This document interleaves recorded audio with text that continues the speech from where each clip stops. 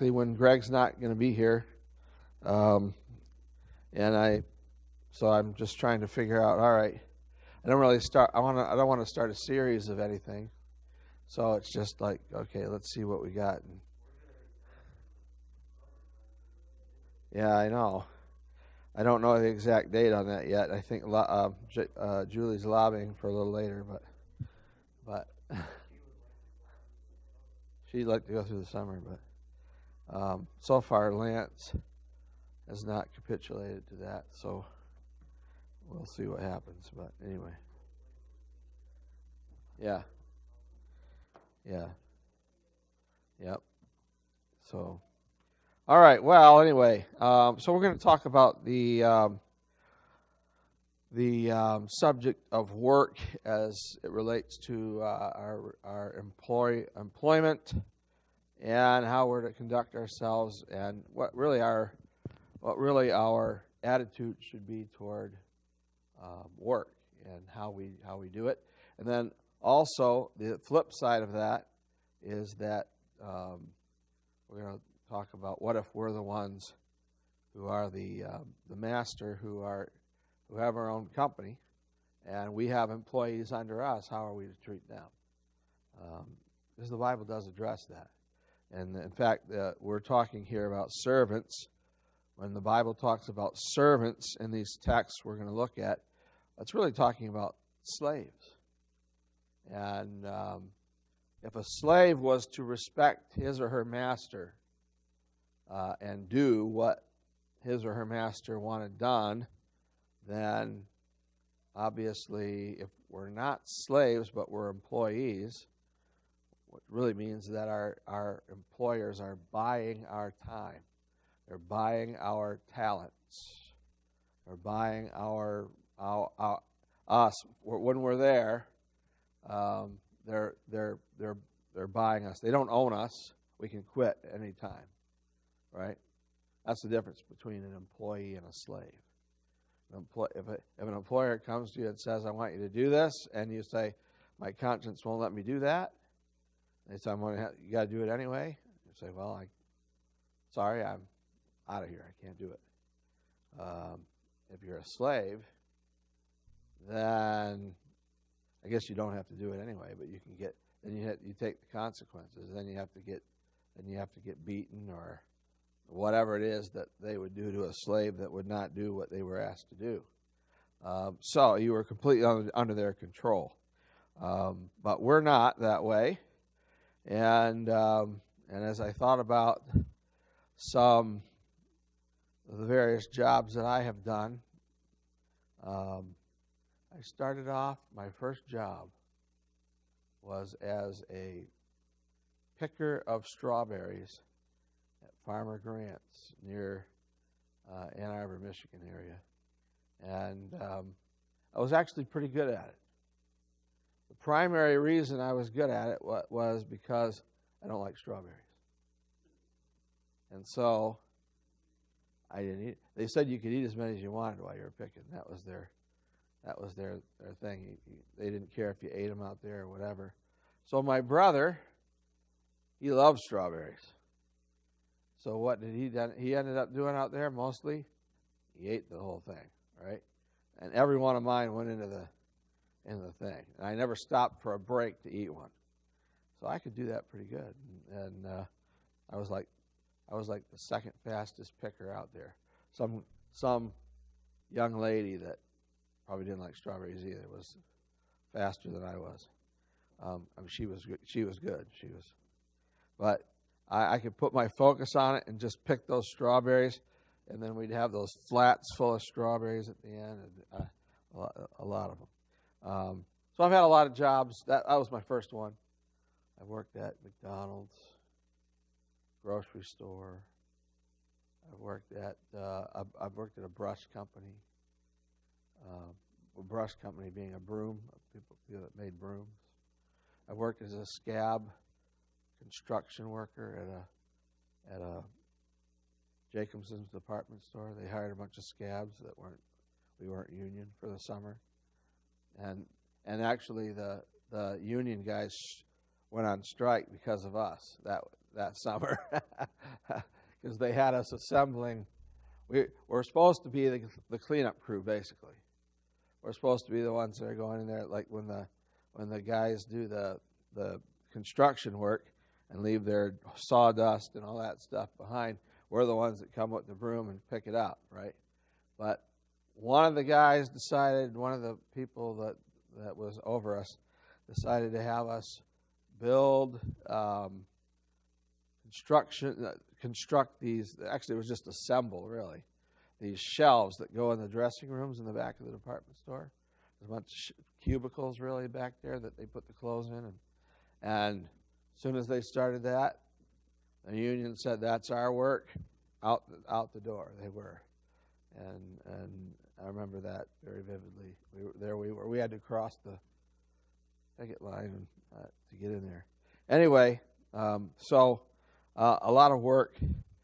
So I've had a lot of experience with different kinds of work. As I thought about it, I worked when I was in college. I was an elementary school janitor.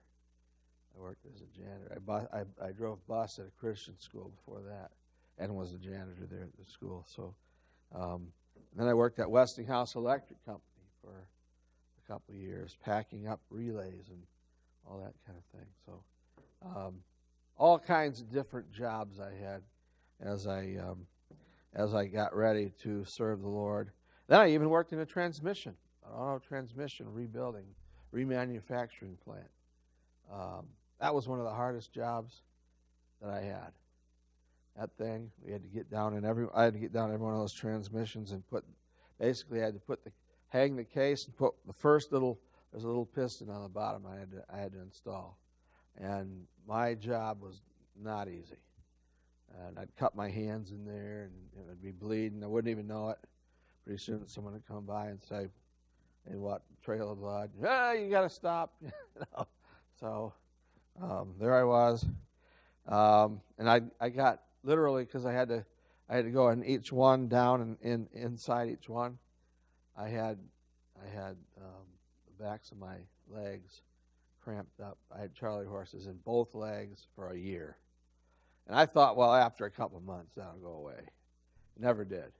It didn't go away until I stopped working there. So anyway, a lot going on with various kinds of work. But I wanted to look at our attitude toward work. I'm afraid that today, right now, we got a president in there who actually promotes work, which is kind of nice. Whereas we used to have a president in there who actually promoted not working. And the idea was it was a success if the more people we get on assistance, the more successful we become. That was kind of the attitude. And now we have more people are working and being encouraged to work, which, from our perspective, you say, well, that's right. But from other perspectives, they actually don't like that. They think that's not good. And so, let's look at a few passages here. And that is, we'll start in Ephesians chapter 6. And I'll have to get here in my Bible. And then also in Colossians. Ephesians chapter 6 and verse 5 addresses the subject here. And then also Colossians chapter 3 addresses this as well. So I'll keep I'll keep my hand in both these texts. Ephesians chapter 6 verse 5 says, "Servants," could actually say slaves, "be obedient to them that are your masters according to the flesh, with fear and trembling, in singleness of your heart, as unto Christ." And then he says, "Not with eye service as men pleasers, but as the servants of Christ, doing the will of God from the heart, with good will doing service as to the Lord, and not to men, knowing that whatsoever good thing any man doth, the same shall he receive of the Lord, whether he be bond or free. That's the servant side of this. And then the Colossians text, Colossians chapter 3 and verse 22, starts out, servants, obey in all things your masters according to the flesh, not with eye service as men pleasers, but in singleness of heart, fearing God. And whatsoever ye do, do it heartily as unto the Lord, and not unto men, knowing that that of the Lord ye shall receive the reward of the inheritance, for ye serve the Lord Christ. But he that doth wrong shall receive for the wrong which he hath done, and there is no respect of persons. So obviously the Lord takes this idea of service, of faithfulness to work. He takes this obviously very seriously. Now, I wonder how I don't know if we know the history exactly of how slavery began, but I'm sure it began very early in human history. It was something that has been,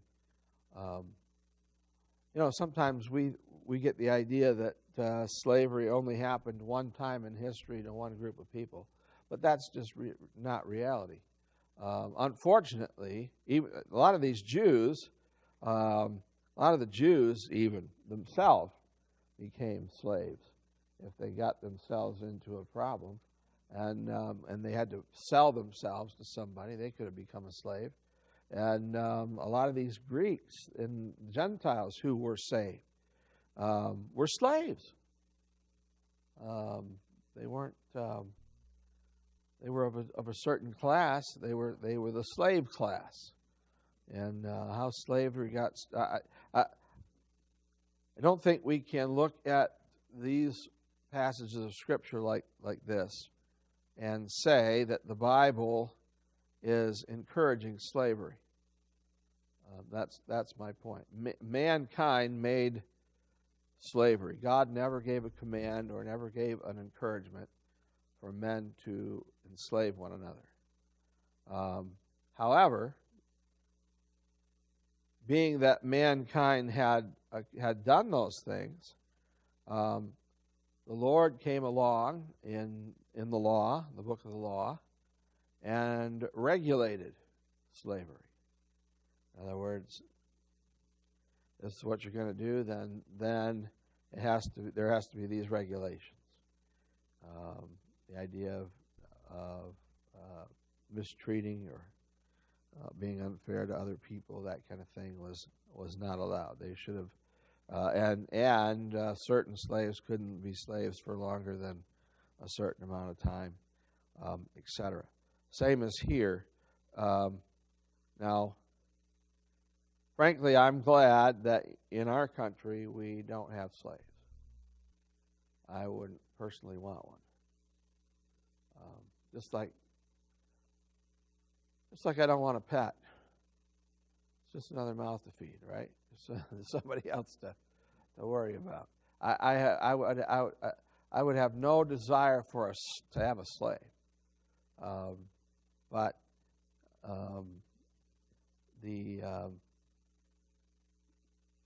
what we do have as we think about service is if a slave was commanded to be faithful. In other words, God said, you find yourself as a slave, then this is what you're supposed to do. You're supposed to be a faithful slave. All right? Now, sometimes we, as we think about our own lives, we might have the idea that, well, I can't really serve the Lord very well because I don't have a big enough house. Can't really serve the Lord well enough because I don't have a lot of money to buy food or whatever.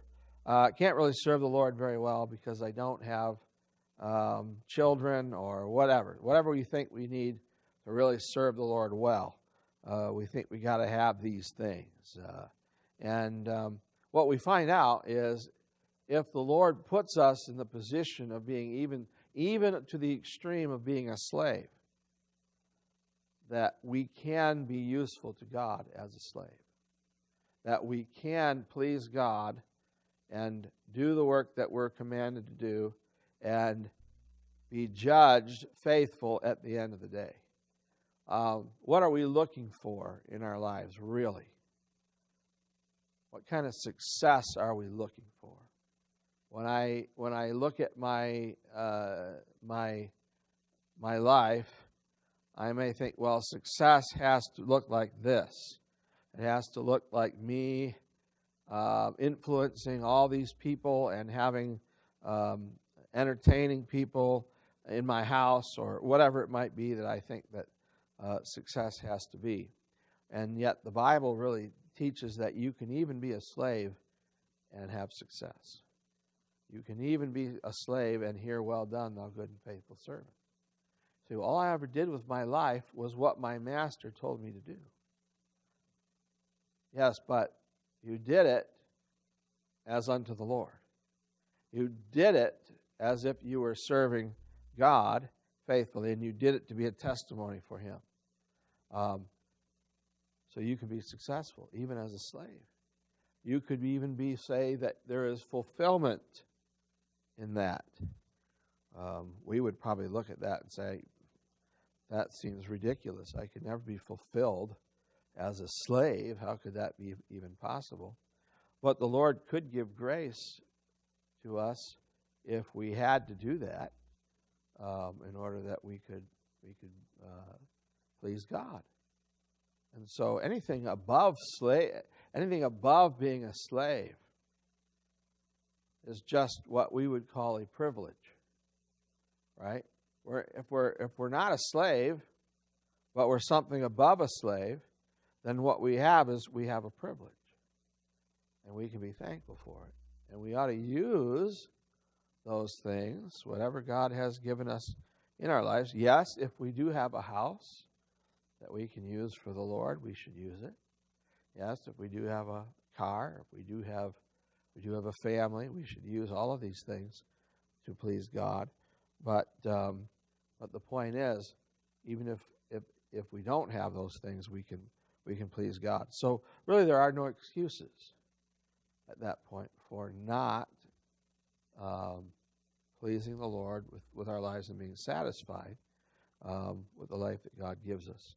Now here we see in both cases, in Ephesians and Colossians, much as he addresses, when he talks about husbands and wives. You'll see he addresses the wife first, he addresses the husband second. The wife is the one who is, we might say, in the more difficult position, the harder place as far as that goes. She's the one that is to submit to her husband, and the Bible clearly teaches that is so. And yet, at the same time, God has grace for her, and He has instruction for her, and so He addresses her first. By no means is there not instructions for the husbands. In fact, I would even say that the command to the husbands is, and the responsibility of the husbands is very great, maybe even greater than the wife. To love your wife as you love the Lord. That is quite a command. So in other words, the idea that the husband is the imperial poobah who gets everything he wants, makes his wife into a slave, that's not really the biblical model of being a husband, a loving husband. All right? And yet at the same time, in God's order, the husband who should be, if he's right with God, caring for the wife and the family with his decision making, doing his best not to just please himself, but doing his best for the whole family, whole couple, then um, um, he is the one who is responsible for those things, and as he coordinates with the wife. And there are times when the wife has to humbly sit back and maybe disagree with something, and yet say, okay, I'm going to submit because that's what I'm going to do. This I'm going to do this as unto the Lord. And so he addresses the wives first. They're in the more difficult position, and that's the same that he does here with the slaves and the masters. The slave is obviously in what we would consider the more difficult place to be, and not any of us would probably choose that, as probably none of them would have chosen it. If they had an opportunity to leave slavery, they probably would have left it, although not all slaves did. There were slaves that loved their masters enough to stay and to actually have the choice and to remain slaves. Not all slaves just did that, but nevertheless, most probably would have wanted their freedom if they could have that freedom from slavery. They were in the more difficult place, and so they are addressed first. All right. So the first thing is that we see here there must be compliance in our service. For those of us who have employers that we work under, we ought to be compliant as we serve. And if a boss comes to me and asks me to do a job, and he says, "This is the way I want it done," he's paying for my talents and my time. I ought to do it the way he directs me to do it. What's the skin off my back? Just say, well, I don't want to do it that way. I want to do it my way. And he says, "This is the way I want you to do it." Then we ought to do it the way that he wants us to do it.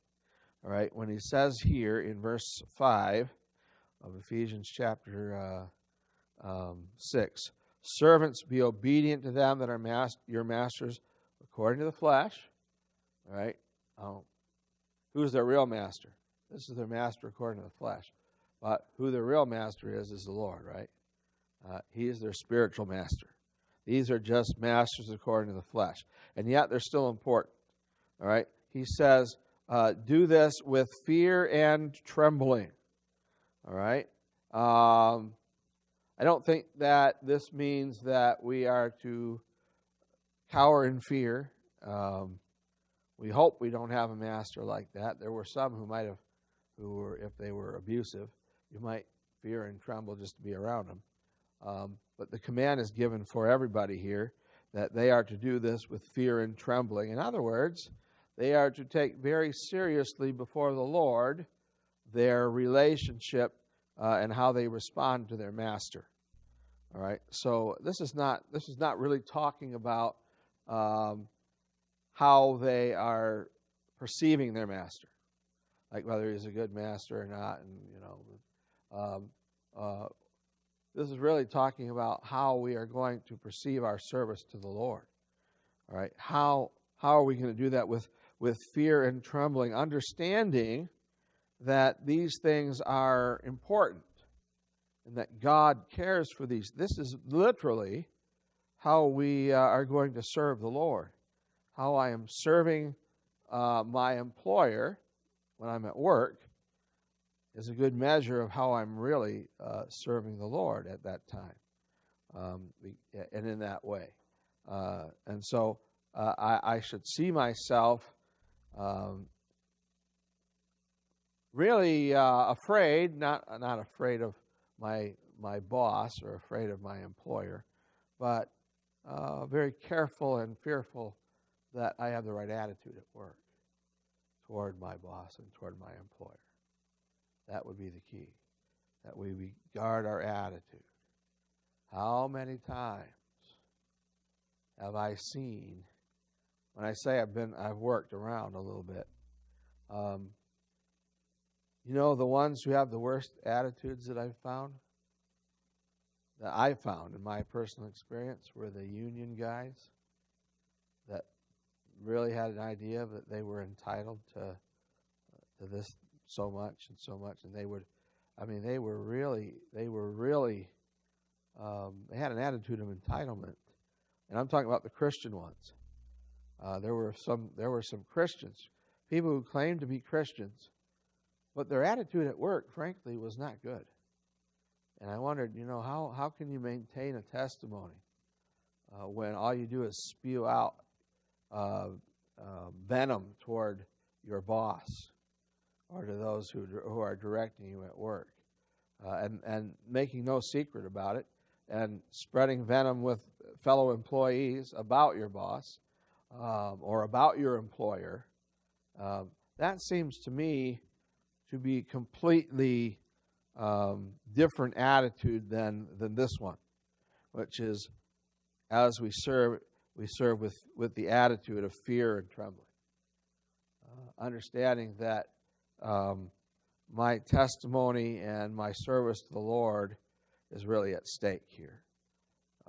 It may look like I'm serving this man, but really, or this company, but I'm really serving the Lord as I'm doing what God wants me to do.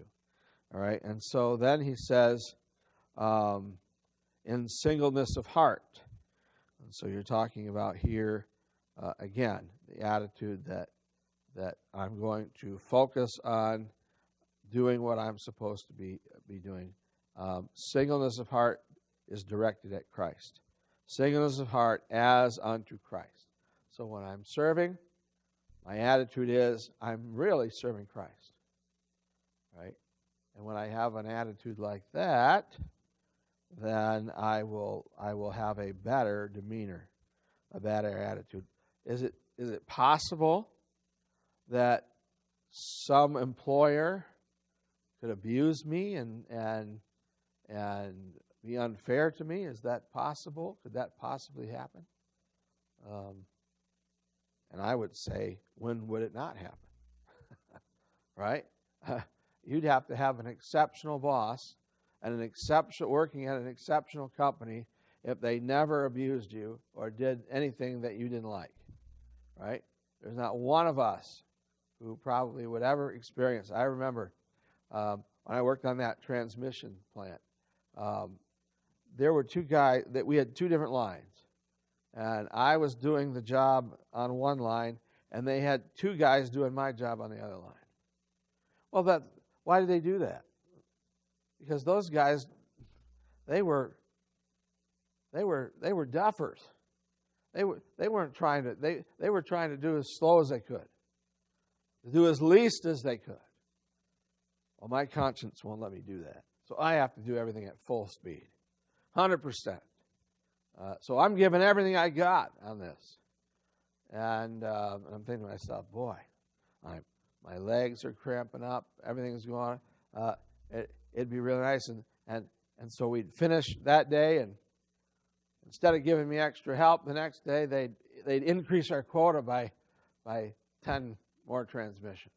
It's like we got done a little bit earlier than we thought. We're going to add more to it, and off and away we went. And so it would be very easy for me to have an attitude that says, well, if they're going to treat me like that, those guys duff and they actually do less work than I do, then I'm just going to quit doing the work, and my conscience wouldn't let me do it. I said, I'm not doing it for them, I'm doing it for the Lord. And so if they abuse me, they abuse me. That's just the way it is. And that's the world.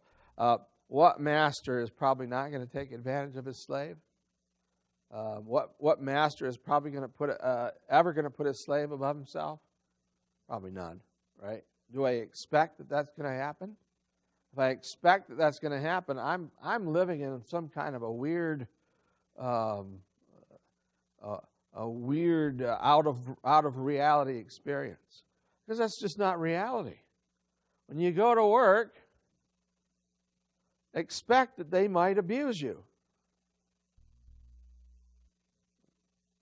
not about that. It's about serving Christ. It's about singleness of heart, serving the Lord.